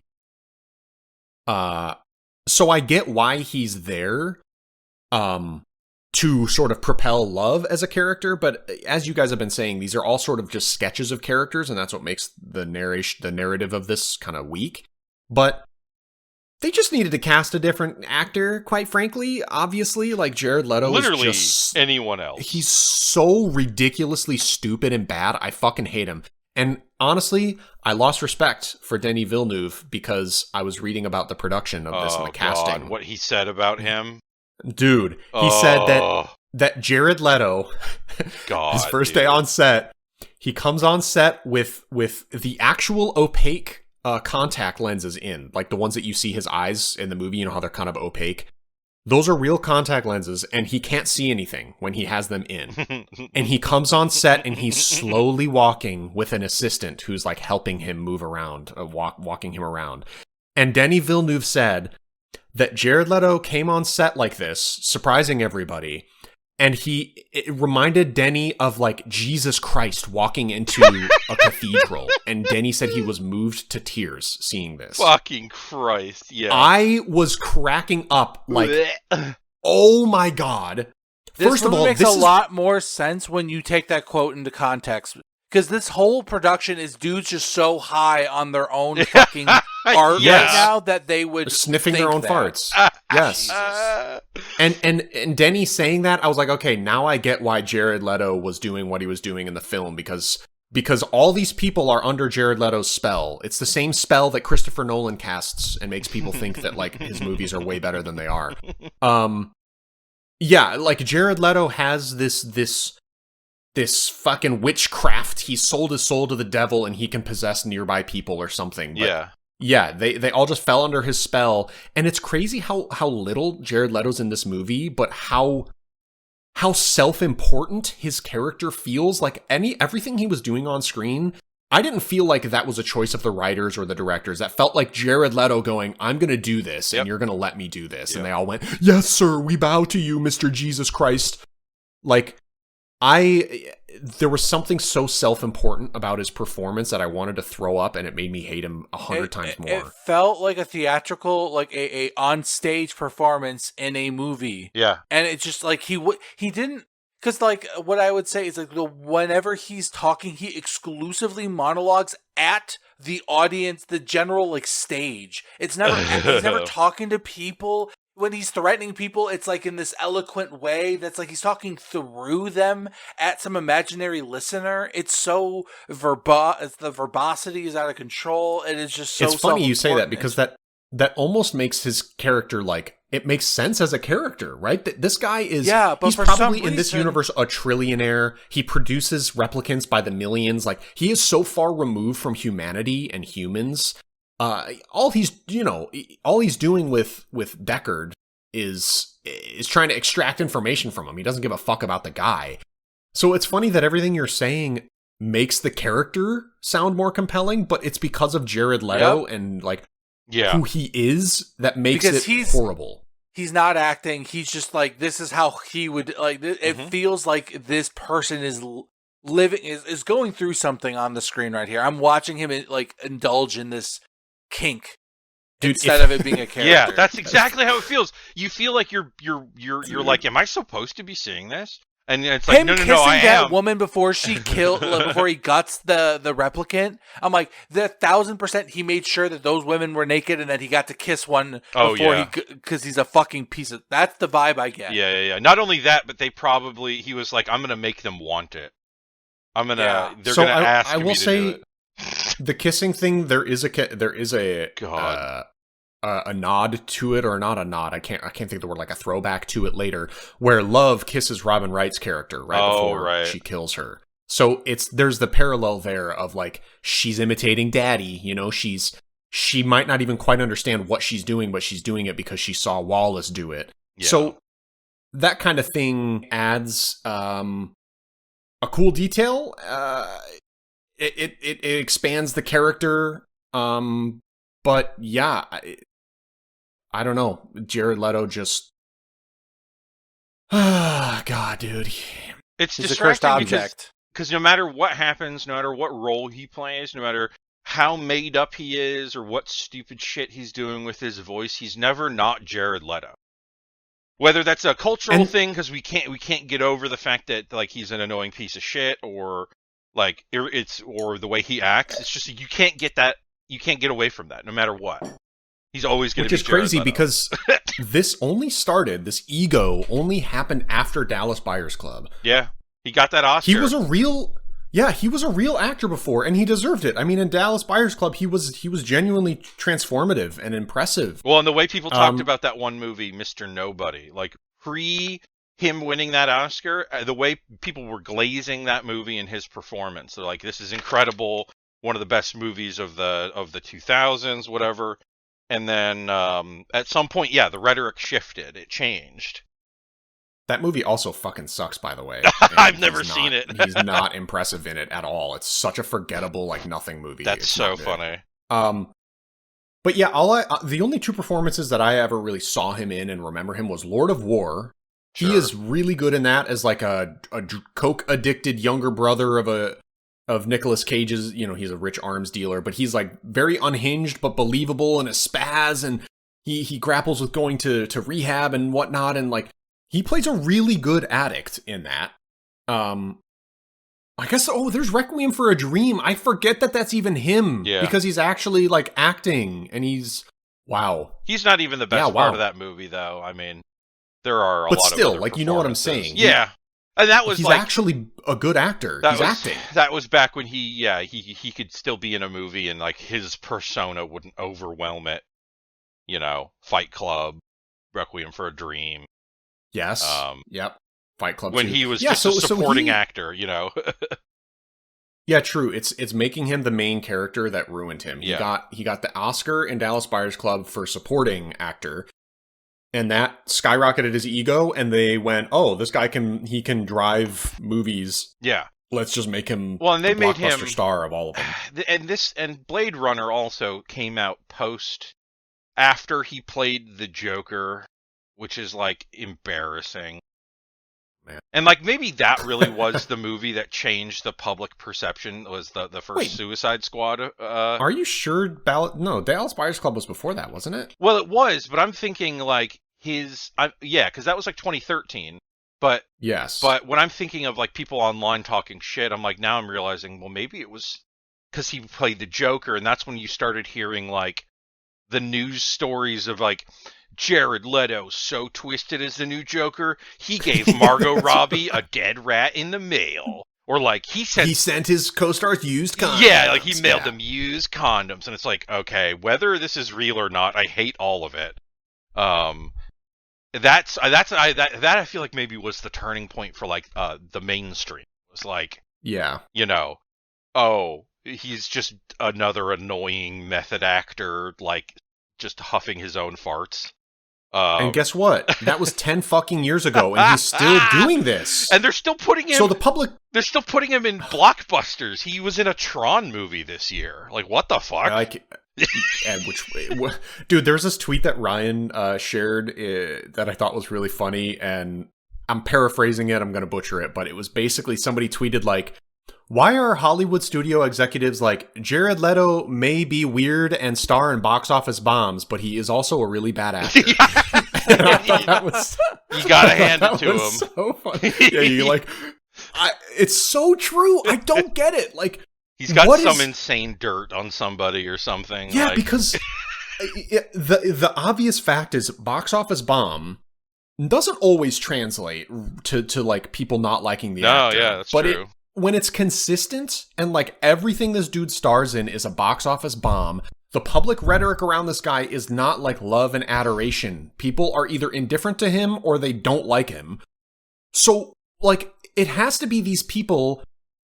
What are they trying to do? Do they own Jared Leto in a way where they're still trying to force this narrative of like, no, he is a star, we're making him a star? Or is it the inverse? Yeah, where you're saying like, Jared Leto has dirt on people and he's like, you're going to let me star in this movie or I'm going to leak some shit. No, it's like, how else? Okay, yes, sir. So what is it? How else do you come back from Morbius? How do you... Right. Like, how do you recover? Like, he didn't seem to be affected by it at all. It's like, it's the weirdest thing. Like, what? And it's like, also, it's like it's an open secret that he, like, used to love, maybe not even used to. Like, it's an open secret that, like, he just loves teenage girls. And, like, there are celebrities who openly talk about it on social media and joke about it. Like, I saw a James Gunn tweet where another celebrity tweeted something about Jared Leto. Or you know, an actress said something about how Jared Leto hit on me and my friend, you know, backstage at some concert when we were both 15, and James Gunn was like, "Damn, he waited until you were 15? Like, it's an open secret." Damn. And somehow he is still getting a talent work. Like, that's how? Yeah, he works for Israel. He's a Mossad agent. I don't know. Is he on some Epstein shit? Like, what is this? Why does this man? It's literally, I can't think. What was the last like good movie the guy was in? Like, I'm looking at his filmography, and it genuinely was Dallas Buyers Club. Like, you know, aside from, you know, this movie, which I don't think is bad. Like, this was a blip. It feels like in his recent career. Because, yeah, literally in the entirety of the 2000s, he's in, yeah, a handful of good movies. Fucking Panic Room. And, yeah, Lord of War. Yeah, Jesus Christ. So American Psycho, he's good in American Psycho. True. Like, and then the whole time, too, it's like, it's weird because he is also a celebrity in a different realm. Like, he is a musician. And, like, I guess somehow that plays into his popularity still being active, but it's just, like, his music isn't good either. So, like, who is he blowing? What do I need to do to get a job? Honestly, I think he's probably more popular as a musician than he is as an actor. He still sells a lot. Yeah. And sells out tours and I mean, 30 seconds, shit, but 30 Seconds to Mars is, or 30 Seconds to Mars, I should say. I don't even fucking know the name of the band. It's they are definitely more popular as like an entity than, you know, Jared Leto. But it's so weird that they even exist in separate realms. You know, like people are able to separate that band from, oh, it's Jared Leto. Right. It's crazy. Yeah, so I don't know. That brings it back to just, I really don't get what. To me, it feels most like a bunch of old men trying really hard to make their star little son into something more. It's so and weird. Not, like, being in denial that people don't like him. That's what it feels like to me, because there's just, he can't be more powerful than all of these crazy Hollywood execs who are all fucking like pedophiles behind the scenes and shit, like Harvey Weinstein. Like, there's no way he has more weight than them. But at the same time, they do bow to these actors and these needy fucking losers who like want things a certain way because they star in these big budget vehicles. But again, Jared Leto, every movie he's in is a fucking bomb. They'll spend $100 to $400 million on his movies between the budget and advertising, and it makes back like half of it. So I don't get it. I'm starting to wonder, maybe the answer is just that the movie industry, much like all other industries, I have a sneaking suspicion it might be run mostly by morons. Yeah. I think we might be like really stupid, generally speaking. Except A24 is like the one thing single-handedly trying to save the movie industry. Yeah, I guess have they let Jared Leto be in an A24 movie? Do not let him. Keep that man away. Yeah, I think they actually haven't. They might know that he's fucking toxic. Oh, that would be that I can't imagine a worse combination than an A24 movie featuring Jared Leto. That is that would kill me instantly. That's how you kill me. Yeah, I mean, so his post Blade Runner career was The Outsider, where he plays some like crime guy in a Yakuza. Oh yeah, thing. where he's like the token white boy in Japan. Yeah. The token white boy savior, by the way. Then there's The Little Things, where he plays. He was like a serial killer. Serial killer. I saw that on a plane. But he looks gross in that one too. Yeah. Then it's Justice League, Zack Snyder's Justice League. Oh right. He played the Joker House of again. Gucci. Oh. Yeah. Then House of Gucci, where he's like hilarious. Yeah. Ridley Scott, banger, by the way. Banger. Then Morbius. Uh-huh. And then there's a movie called Haunted Mansion where he did mocap for it. I don't know what the fuck that is. Oh, the Disney and then movie. Tron Ares. That's right. He was in that's why he's in two Disney movies back to back. That's crazy. So yeah, he's done he hasn't even done that many movies since Blade Runner. He's done 7 or 8, but they all suck and they're all bad. And the last two are for like the biggest movie producer in the entire world, which is crazy. Like how did he get on the Disney train? Dude, Tron Ares cost $220 million and it made back $140 million. Jesus. The only good thing Morbius, we got out of that was the 9 Inch Nails album. Right, yeah. But so anyways, yeah, Jared Leto is a real big stain on this movie, and luckily he's only in it about 3 total scenes, maybe 2. Yeah, too many. But he doesn't really have dialogue. He just kind of waxes poetic, but it sounds like an edgy teenager, like Taylor said, with a thesaurus next to him. Mm-hmm. I don't know. It's kind of like Marlon Brando in Apocalypse Now, but if like where he shows up and he's just sitting in the dark and he's improvising lines like, "You ever seen a snail go up the edge of a knife?" or whatever, and it's like cool as fuck, and then Jared Leto's doing it, and you're like, Jesus fucking Christ, did a 14-year-old write this? What is this? Yeah, it's so insulting. That's a good way to put it. It's so he's trying really hard to single-handedly. He's a theater kid movie. Stuck in a hot dude's body, and it's really fucking us all over. Good way to put it. Yes, yes. At least he has now. Like we said, he has some good acting credits way back when, but it's when he got put into this leading man status that he absolutely does not belong in and can't do. That's when his acting career was ruined. All right, Kyle. I think I need you to tell me the story of this movie because I don't really get it. So is the premise here is we got a guy who goes and deactivates other robots. Yep. Kay knows he's a robot. Mm-hmm. He's in love with another type of robot, an AI, that they spend an exorbitant amount of time letting you know that they fuck. In some weird ways, they show this universe how like they have that cool kind of like an AI body, but like hiring a flesh model. That's kind of a cool. Weird thing. I mean that sequence is awesome, but that's the only time they actually do. It's not like these two are rampantly fucking prostitutes all the time. This is the first time they've done it. That is true. I'm being very flippant because I'm a hater, as you know. And then the cop. The cops want him to go and kill a replicant born by a replicant. Yeah. Then he has memories that he thinks are his, but it's not. They're implants, yep. And then he doesn't kill the baby. He tells Deckard about it. Then they try to kill Deckard, but they don't. Kay dies, and Deckard reunites with his daughter. Yep. That's okay. I want to make sure I didn't miss any like major plot threads. Obviously, the story is nuanced, and like any movie would sound that dumb if you described it that way. But I just wanted to be sure I understood, because like I don't understand the functionality of tricking K other than like what was the like why does he have those memories? Those type of answers I don't have, but I understand the what was happening. So he has those memories just to build a more whole replicant. I think if they created replicants and they had no memories, they probably would be really bizarre things and they wouldn't really function as people. So they implant memories. Even though they might know their implants, it still gives them like a sense of history and existing and maybe even a little bit of belonging. So that's all they are.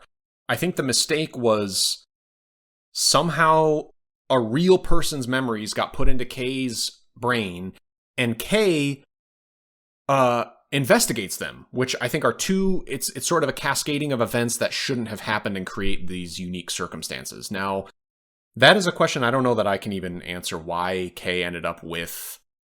And like that's where a lot of the story stuff falls apart, because I just don't understand them. Yeah, like why? Why How did that happen? the events are kind of happening. I understand the logic of, oh, this is kind of like the event unfolded that way, but like what was the motivation for? Because like the implication is that the woman that he talks to, that memory doctor lady, is the replicant who was born. Yes. Right? Yes. Yeah, she was the child. Well, yeah, she's I guess half replicant, half human, or maybe she's all human and a replicant can give birth to all human babies. We don't know what the mechanics are, but yeah. But in theory, that woman was doing a job that other people have done. She's not unique in this particular role that she's doing. Or like, what is it about Kay's memories? Is it just the fact that his memories are real instead of completely fabricated, or is having memories new to this world? No, having memories is not new. It's just that his are a real person's memories, which is what makes them feel different. Okay, and that's why I just don't get. So was this some kind of mastermind by her to was she like slowly sprinkling her real memories into replicants, hoping one of them will like investigate and find her dad? What is she? Why does Kay have a real memory? Why does he have her memories? And the answer is nobody knows, I guess. Jake, do you have any idea? I'm thinking about it because it was pretty clear. Because it's because his memories are triggered by he's got childhood memories, right, of the toy horse. He sees the date carved in the tree at Sapper Morton's farm. And there's something about the quality of his memory where it's like, okay, this is obviously a real one, not just an artificial one. And so that's like he's following the breadcrumbs, and it's like very clear that the doctor who is the one implanting the memories is like basically hinting, and trying to remember what the justification is for. Because this is my issue is when it gets into Deckard's shit, is it switches focus off of it, and then I forget how they're connected. Because they go, well, they intentionally fucked with like the records to hide who gave birth to the child, and then where the child came from. They hid the body, all this stuff. But then it's like, yeah, why were they leaving breadcrumbs? And I don't know does the movie ever really answer that? Like, I don't. It's really dangerous for her to be doing this, because if anyone but Kay discovered this, or like, what if the replicant was just a douchebag and then did just like come up and shoot her in the face? She doesn't know who's going to discover this stuff. So revealing these breadcrumbs that have been buried for 30 years seems really bad and dangerous. So if she did it intentionally, it doesn't make any sense and seems really like scary. But maybe she's willing to risk it to try to meet her dad. Does she know all of this will lead to the reveal of her father? I guess that's the idea. I guess that's probably the idea. It just feels like so nebulous to. And it's not clear. She seems like she's not. It doesn't seem like she's the mastermind doing all this anyway. So I don't. Like it's we're weird talking because because it's like, well, it's like there. It would have to be because it wouldn't be. Okay. So I guess it is the idea that. Jesus Christ. No, I hope it's not this. This would be horrible writing. It's either what you're saying, or it's, is the idea that we're supposed to think that Wallace engineered this as a means to. But no, because she's the contracted memory creator, so she has to submit her memories to Wallace to put into the replicants. Right, and what I'm saying is Wallace doing that? Is this all? Is the idea that this is supposed to be some grand master plan by Wallace to eradicate the movement by getting Deckard out of hiding, by appealing to him, by either getting him Rachel or his daughter? How could this be her master? How could this be Wallace's masterminding? Because the memory creating doctor, Deckard's daughter, would have to okay and agree to sending her real memories to Wallace. So I'm going to pause it. So that wouldn't happen. I have looked it up. She is not planting her memories into these people, but a construction of things that she does remember from her childhood.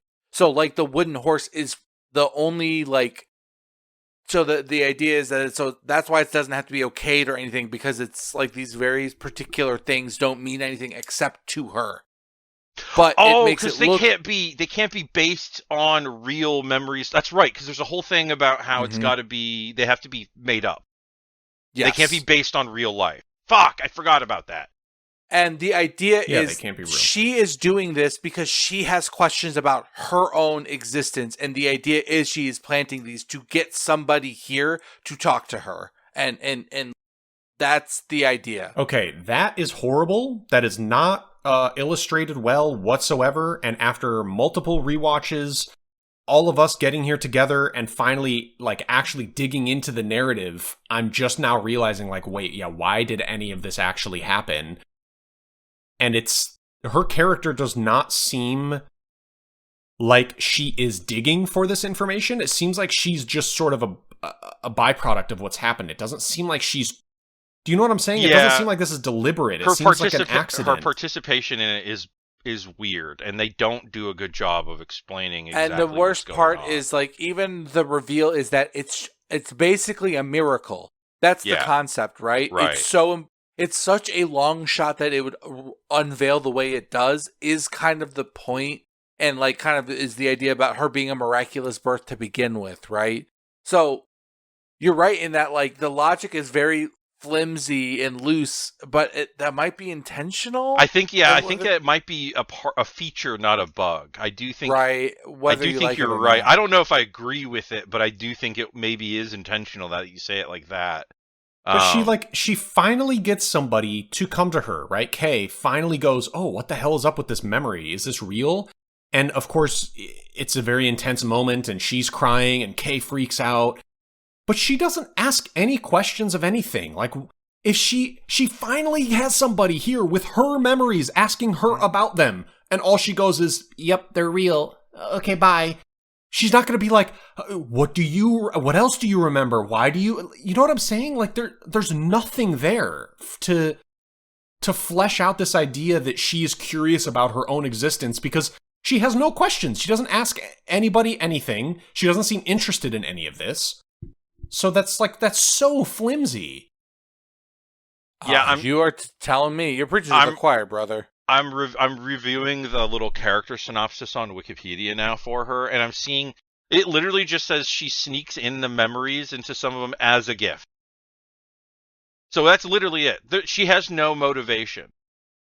Okay. There is no real motivation, because really it's the underground replicants that were hiding her identity. She didn't have a part in that, and it wasn't Wallace. So it really is just her benevolence, almost. Like a benevolent, independent contractor who literally is just I don't know, because I feel like it.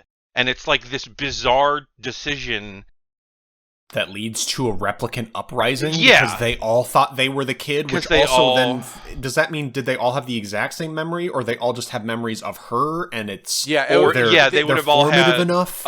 Either a one or a shared set of memories that they all recognized as being similar enough, or they recognized that they were all coming from the same source, so they couldn't have been.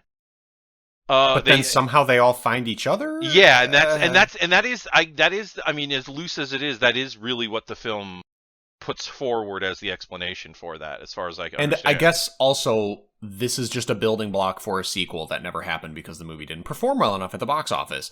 But all of these questions probably would have been expanded on and answered in a sequel. Well, and I never ended up seeing, because they did make follow-up media. They didn't make any direct film sequels, but I know they made a couple, maybe just one show. Wasn't there like an anime? Am I crazy? An animated show that Okay. I tried watching and it was not good. So okay. So they're short films, anime short films.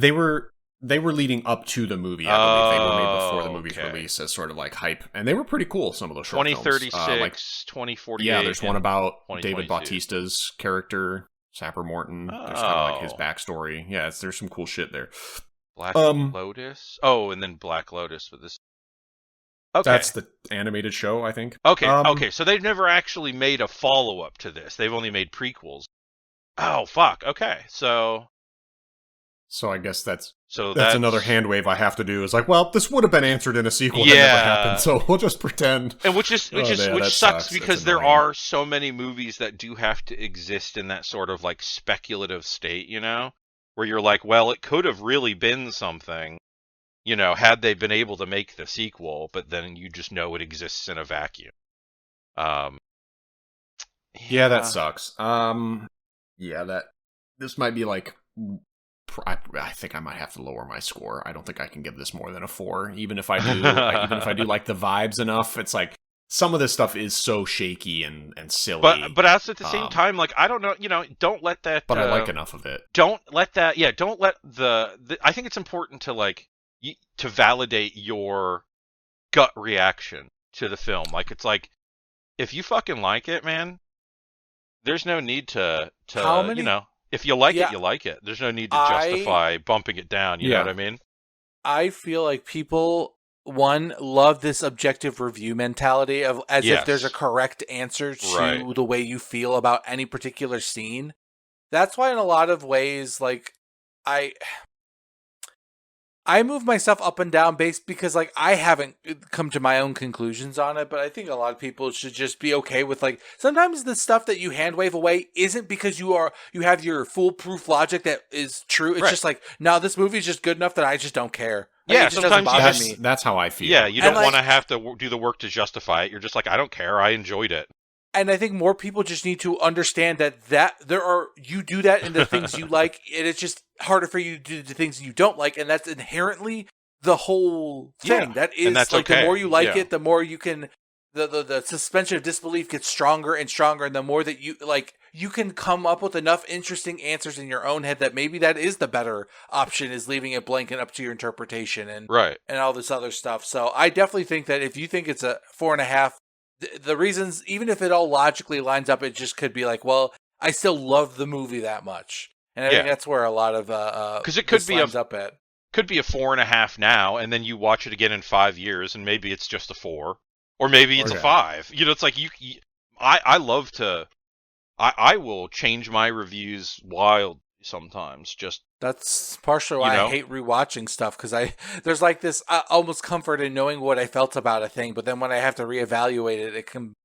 I don't think there's much that I have watched that has been the same feeling. I've either liked something more or less. It's never like this is exactly what I remember feeling. Nah, man, it's never quite like that. That's something that I think that's kind of important. I think a lot of people don't do that, and their perception of something becomes crystallized in time, and then they don't recognize that, like, oh well, if you consume a piece of media later, your perception of it very well may change, and how you feel about it may change. And I understand the scariness of that prospect, but I had a conversation where someone brought up, it's like, when's the last time you've really sat down and rectified what your favorite color is? Or is it still blue like it was when you were 5, and you just decided it was blue, and you just never thought about it. Like now, I've done the full horseshoe. I'm back to blue after years of struggling over it. I'm not even joking. I was like a blue guy, and then I've been purple for like 20 years, and now I'm like, am I just saying purple because I think I am supposed to still like it because I used to say it? I don't know if I still feel that way. That's anymore. right. That's literally. So I get it. I know it's kind of jokey, but like you've literally distilled that perfectly. Like that is the argument. That is and not enough people question. Why do I feel that? Why is this my favorite? Why do I like this? Why is it still, why does it still resonate with me? Or why do I think it still resonates with me?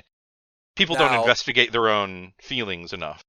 Do not investigate your feelings about how you feel about Shrek. It is still the greatest movie of all time. And it always was. Still good. I can reinvestigate that all I want because it's still good, and I know it's still goddamn good. I've been almost rewatched Shrek a couple times. I'm like, I don't know. This one feels like do I want to let this cat out of the bag?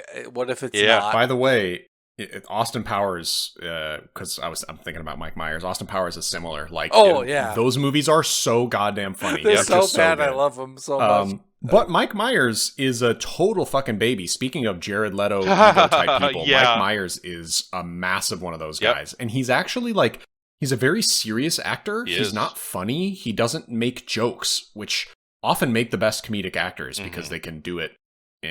I don't know why, but it often works like that. But he cost Shrek like tens of millions of dollars because halfway through production and recording, he decided Shrek should have the should be Scottish, Scottish accent, and so they had to reanimate Shrek's mouth after re-recording all the lines. I forgot. So that's Mike Myers for you, fucking weirdo. He is. He's got big prima donna energy. Yeah, that's the word, yeah. Yeah, during Wayne's World, he, like, refused to come out of his trailer. I know there was a time where he threw a fit and, like trashed the kitchen because they didn't have the right butter for his bagel in the morning. Like, and refused to come out of his trailer afterwards. Like, the guy is a total prima donna. This is what happens when you elevate Canadians beyond their station. Dangerous game. That's what it is. Giving them a little too much power, a little too much money, and all of a sudden they're trashing the fucking kitchen over the butter. They go real American real fast. Yeah. For the record, I am an orange guy. Orange is my favorite color, and I have revisited this, and it will never change. I love it. I love red, orange, and yellow, the warm colors. They just make me really happy, and orange specifically, the one that's right in between red and yellow, the combo of the two. I just fucking love it. It's such a warm, happy, nice color for me. It reminds me of the sun. It reminds me of life. I just fucking love those. Awful thing. I never knew. I don't think I ever really knew your favorite color, but orange makes so much goddamn sense. It's startling that I've never considered it.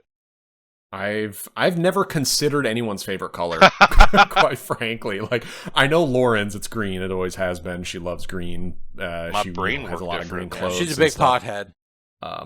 That's right. And loves money. That 5-star leaf. She loves counting her cash every day. She loves that green. That's stacking them bills. She loves cash money and she loves pot, and that's why she likes green. Yes. She's just like how she was in high school. I remember her. She loves going in the car. She likes the stops. The go signs. Yeah, I can't think of it. I want to say street lights, street lamps, stoplights. Traffic lights. We got there. Traffic lights. That's the phrase. We love vocabulary here. Joke fucking nailed. Landed that one. I don't have anything else to say about Blade Runner. What do we have to say about Blade Runner? I thought the Robin Wright character, like, all these characters get killed off, but in a way that, like, I don't know. I was like, what's the point? I don't know. Like, and then they kill Joy, and I'm like, I don't, what is... Yeah, she just gets stomped out, and that's that, and then Kay doesn't even, like, he doesn't mourn her at all. I guess he kind of does, actually. That's the only one that his illusion is shattered when he sees that, oh, wait, yeah, she was just a product. Yep. He's reminded, because he's fallen in love with this AI companion fake thing, and it's evolved further where he gets her an upgrade that she can detach from the sealing mechanism, so now she can actually follow him out in the real world. Then she hires the prostitute so that they can physically connect, and it's building into this real thing. And then it's like, oh yeah, she just gets stomped out by someone, by like her falling on the ground, basically. She gets crushed. And then he goes outside and sees a giant advertisement for her and is reminded like, oh, that's right. She's nothing. She's ones and zeros. She's just a product. Which she even says at some point in the movie. She's like, I'm just ones and zeros, but you're made up of the DNA strands, the CBAD or whatever it is.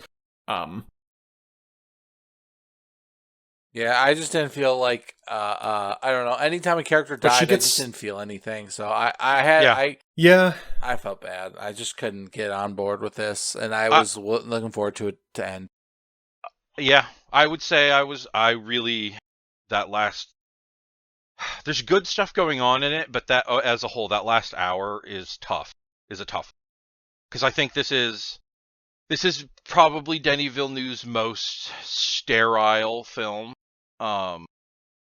Just because so much of it is feels detached and sort of emotionless. That, yeah, I like I said, like if and I think a lot of it's like, what time of day did I watch it? What mood was I in? How tired was I? Because I was like losing patience. Because I was like, there's not enough happening here for me to like ruminate on this. Can we get to the next sequence, please? But it's like, I have no issues recognizing when, even though that was waiting for like undergoing tedium, waiting for it to move on. Like, I'm still like, well, at least it like looks and sounds amazing. You know what I mean? At least it's like good to look at. And it's just like, I don't know. It's hard to feel really impassioned for me to feel, impassioned by something that's just so difficult to connect to on that level. Everyone's very cold, which is also why I love that the actress stands out even more. That's because true, everyone's character is very one note, kind of monotone. Mm-hmm. And hers is really explores the peaks and valleys of what a struggling replicant, yes, grappling with what it is to be a human or feel like a human. She's the one that really explores those, and that's why her character is such a standout in this whole movie, because everyone's kind of a dud. Even Harrison Ford, you know, like he's just like bummed and sad, and still has the same chip on his shoulder. Yeah.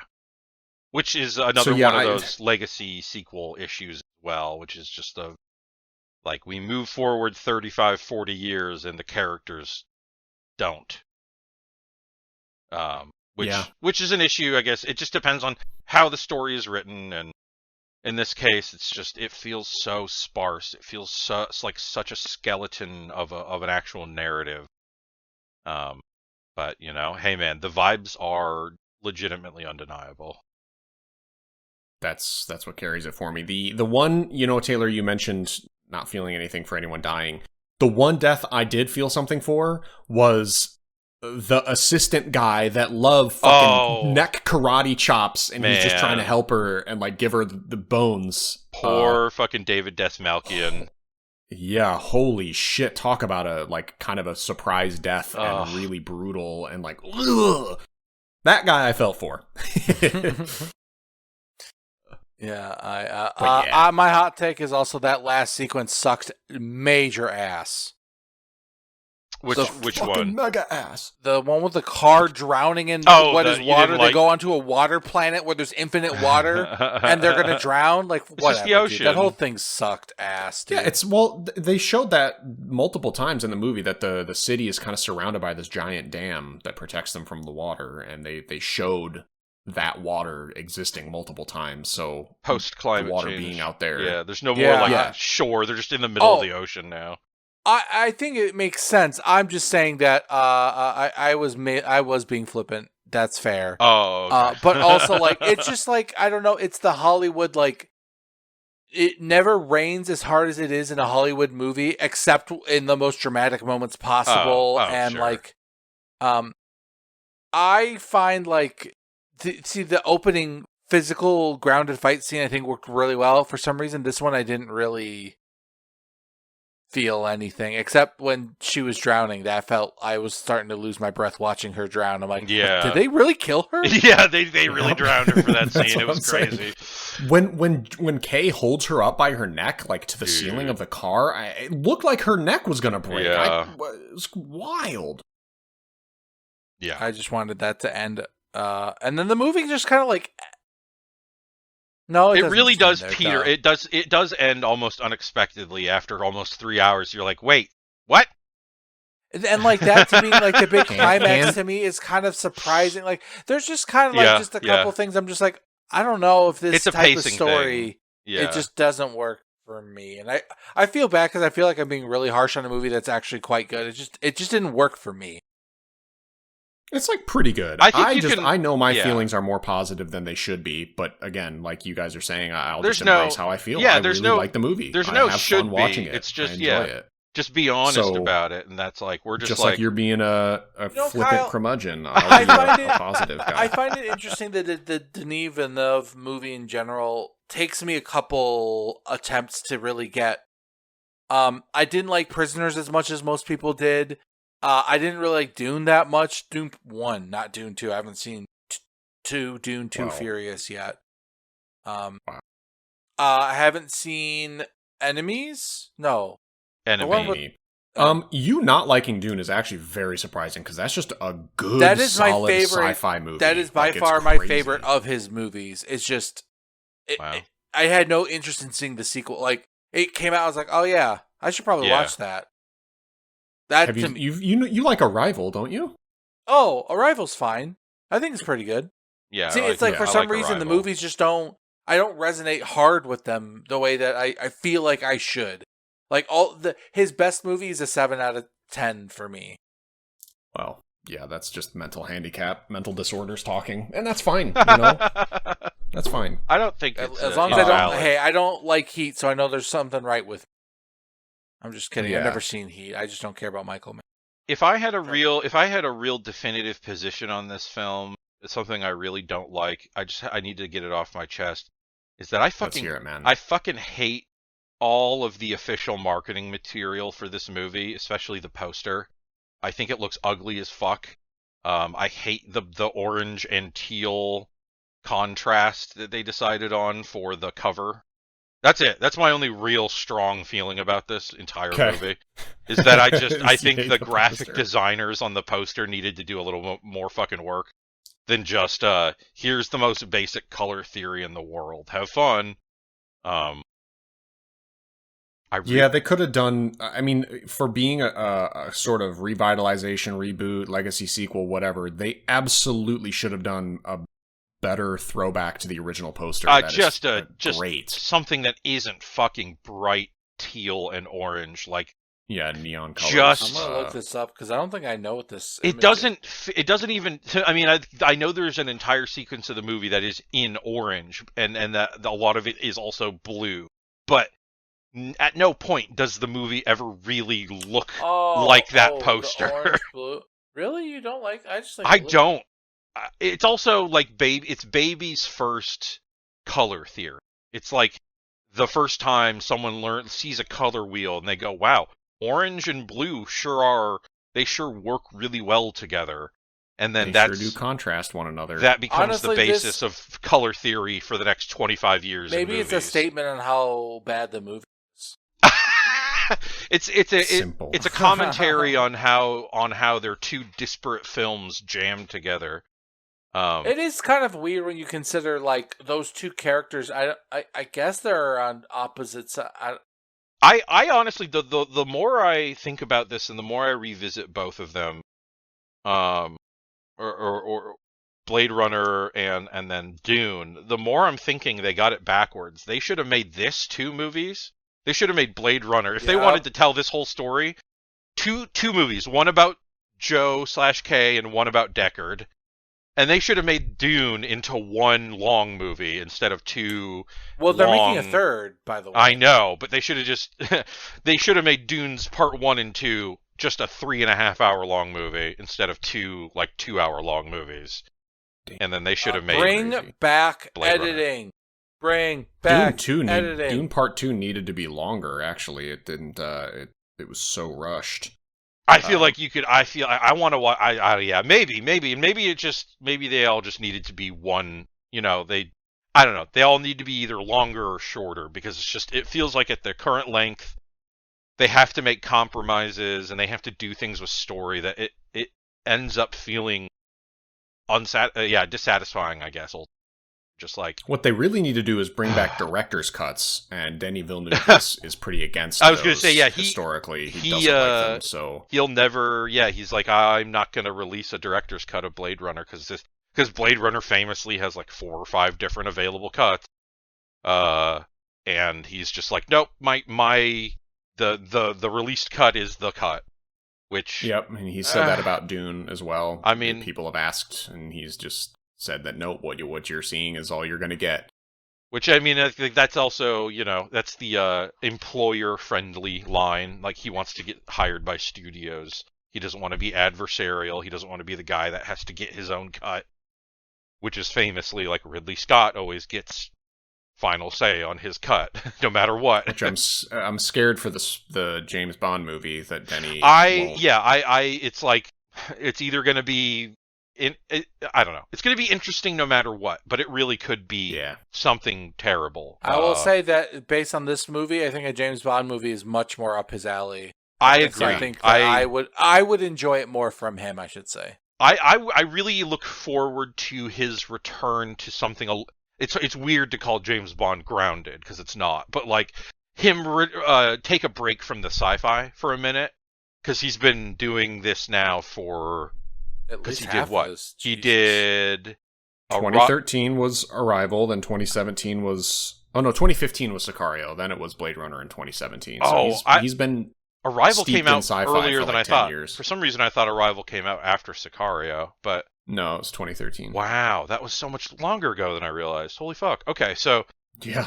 But yeah, so since 2017, he has exclusively been doing science fiction. It's been over a decade, or it's been about a decade now. So, I really would, because before he got set on Bond, like he took on like at least 1 or 2 other future science fiction projects. Because it's like I know he's doing Dune Messiah, and then he was going to do Rendezvous with Rama, which is another. Dune Part 3 is the next book. Dune 1 and Dune Part 2 are just the first book. Because it's Dune Messiah, right? Is the next one. Dune Part 3 is supposed to take place like over 20 years later after the first one, which is interesting that all the original cast is coming back because they're not. I don't know, and they're definitely not going to set it 20 years after. They might do like a 10-year time gap or something, or 5. Do you know how big of a time gap the Dune books get eventually?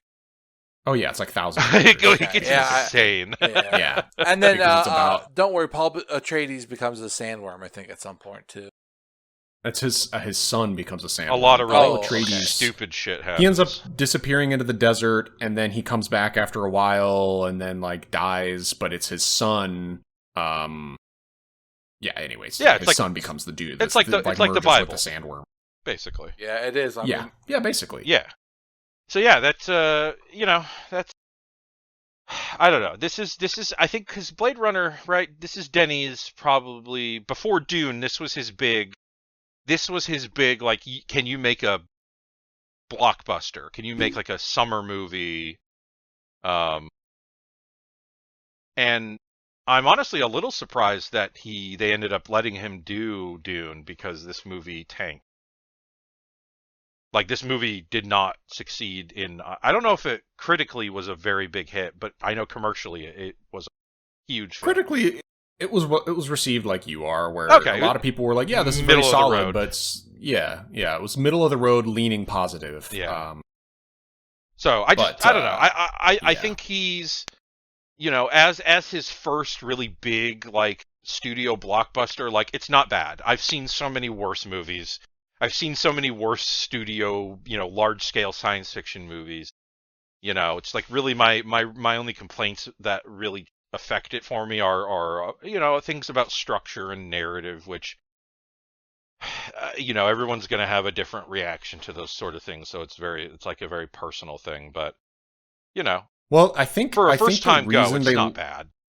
Yeah, and the reason they let him try again was because you can't deny the quality of film, right? This isn't like like a oh, what's that dude's name? The dude David Ayer's Suicide Squad, where like it was a bad movie, like actually terrible dog shit movie that had an exorbitantly large budget that then also tanked, and like that basically ruined his career. He's not allowed to do big movies anymore after Suicide Squad.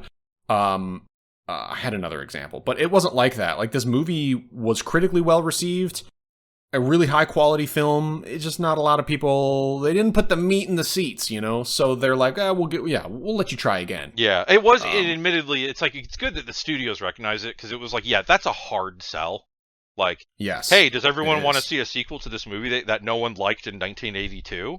It's been 30 and the years. People who do like it are like 60 years old now. Yeah, so and like, they all are the most opinionated people on the internet. And but yeah, it's like I think because you can tell, you can read the passion on screen. You can see the enthusiasm that Denny and probably most of the people involved had for the original and for the project they were working on, and it's like that does pay off because it looks and sounds, again, amazing. It's got a lot of really cool ideas, and it's like, it is not for a lack of trying on anyone's part. It's just doesn't all connect in a way that is like satisfying and ideal, and it's just like, I don't know. It's weird. It's weird talking about this movie because it's like, on one hand I like it, but on the other hand it's very frustrating. It's like, you can see the potential for it to be so much more interesting or so much better realized, which is, I guess, you run into that a lot with, which is what you have to kind of rectify. Yeah, and I know that is also a specific problem you have with movies a lot, is you judge them for what you wanted them to be or what you think they could be, rather than just taking what it is. And maybe, you know, like this movie, there is obvious problems with the narrative that could have been better, but sometimes you'll take a movie that's like, is very fine in its own merit, in its own right, and you'll go, well, but I wish it was like this, when it's like, that's maybe not super fair, but in this case it absolutely is. Like, yeah. Definitely had a lot of, they sprinkled a ton of ideas in and didn't actually just create a few solid ones. Yeah. Like, I do think, even though I know it's going to be dog shit, new Amazon show, you know, that I'm sure from a narrative perspective, it's going to be a lot better. The structure might be more compelling, and it's probably going to be more cohesive. But Lord knows, I don't think I've ever seen an Amazon original television show in the last decade that hasn't sucked complete ass. Wow, you must not have seen The Lord of the Rings, The Rings of Ringing Power That Rings. Well, hold on, Kyle. That's a good one. How could that one be bad if they spent so much money on it? How can something that cost $1 billion be bad? That's physically impossible. It's just, you can't do it. So, no, but just, you know, it's maybe this one in theory should have been a TV show, but on the other hand, it's like, I'm glad it's not. I'm glad it's a movie. Yeah, because I like movies more than I like TV shows, and ultimately it's just like, man, big long movies, to make one that really works and like sings and flies perfectly, it's like, that's a tough task. Making a big ass 3-hour movie, it's like, that doesn't bore somebody, it's a hard sell, just inherently. Yeah. So I mean, I give Denny as much credit as I can reasonably give him for doing what he did with it. A pre-existing franchise that he had nothing to do with and was just interested in, and genuinely made a compelling sequel that just is more of like a 6 out of 10 for me than a, 9 out of 10. Yeah, I'll probably rewatch it and still just be like, nope, I fucking love this shit. Yeah, it's a comfort movie for you. I mean, no one can take that from you except for yourself. So, you don't have to ruin it for yourself, for sure. I won't. Arms crossed. And I will say again, the 4K, for all the other 4K heads out there, this is a really, really good transfer. It looks and sounds insane. It's a good way to watch the movie. I've never seen a 4K. I don't know how much of a difference it actually makes. It is like, do you remember the first time you saw Blu-ray and you were like, that doesn't seem right. How are they doing that? That's what 4K was. for me. Was like, I was all grumpy about it, like, I'm not doing this. DVDs and Blu-rays are fine. And then I saw a 4K, and it was like looking through a window into the movie instead of seeing it on a screen.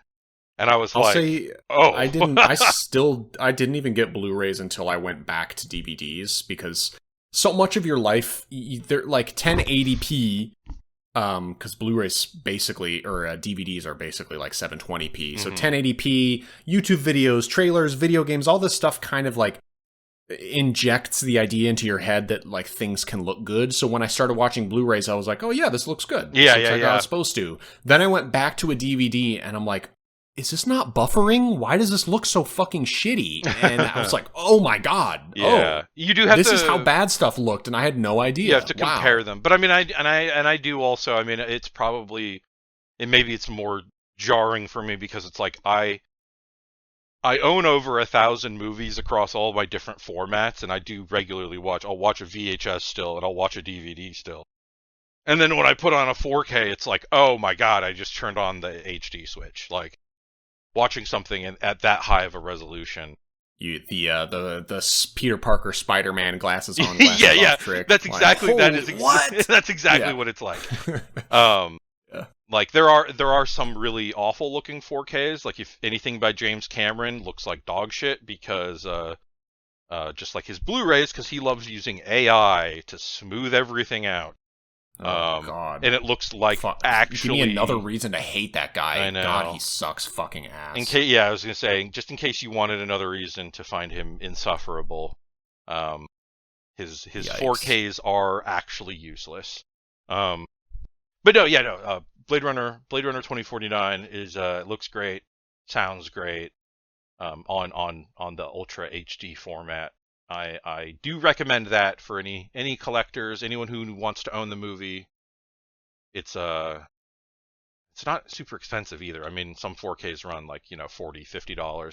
I got mine for like Lord have mercy. $15-$20 on sale. So, well, I'll say I think this might be the first time where nobody probably has budged on their ratings. No. I did toy with the idea of going down to an 8, but thinking back on what I love about this movie, I like it too much. Yeah. And I know Taylor certainly didn't improve his score after this discussion, and you probably didn't either, Jake. Oops. So no, yeah, I still feel like my initial rating, it looks like that I gave it the first time I saw it was 3.5.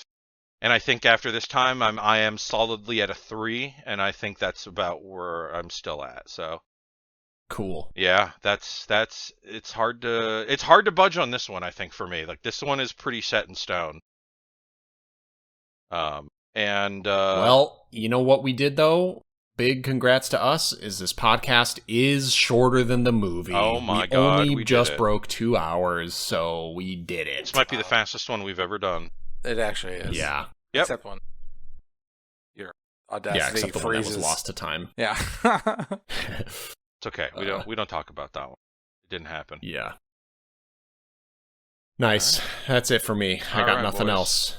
Well, till next time, everybody. Bye-bye. Glad to chat with you, and remember, folks, keep those cells interlinked.